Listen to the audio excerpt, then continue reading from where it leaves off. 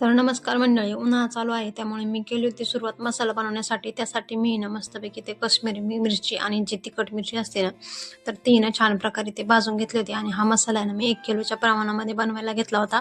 त्याच्यासाठी मी ना मस्त खोबरं वगैरे भाजून घेतलं होतं. नंतर मोहरी भाजून घेतली आणि ते सगळं भाजून झाल्यानंतर जेवढे काही खडे मसाले असतात ना, त्याच्यामध्ये खूप सारे मसाले असतात. तर ते सगळे ना तमालपत्र वगैरे, लाल फूल, दगडफूल, आपली हिरवी इलायची, काळी विलायची वगैरे, तर हे सगळं भाजून घेतलं होतं. आणि ते सगळे नाही का मस्त टपमध्ये ना सगळं मिक्स केलं होतं, मिरच्या वगैरे आणि जे खडे मसाले असतात ते. त्यानंतर मी धने भाजून घेतले होते. तसेच मी त्याच्यामध्ये 50 ग्रॅम ना खसखस वगैरे पण टाकली होती, थोडीशी जिरी पण टाकली होती भाजून.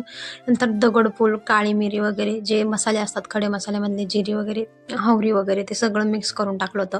नंतर इथे मी ना सुकं खोबरं वाटून घेतलं होतं आणि सगळं पिशवीमध्ये पॅक करून घेतलं. आणि मी ना हा मसाला कांडपामध्ये ना कुटून आणलेला आहे आणि त्यामुळे ना खूप छान मसाला झाला होता. आणि तुम्ही पाहू शकता माझ्या मसाल्याचा रंग कसा छान झालेला आहे. तर ही मिरची पावडर आहे, तसेच मी धना पावडर पण करून आणली आहे. आणि हा आहे ना माझा घरगुती मसाला तयार झालेला आहे.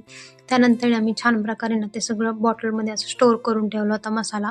चला भेटूयात आपण नेक्स्ट व्लॉगमध्ये. तोपर्यंत आपल्या चॅनलवर जर नवीन असाल ना, तर प्लीज आपल्या चॅनल आहे ना तुम्ही सबस्क्राईब करायला ना अजिबात विसरू नका. आणि नवीन असाल ना तर सबस्क्राईब करा आणि बेल आयकॉनला देखील क्लिक करा. चलो बाय.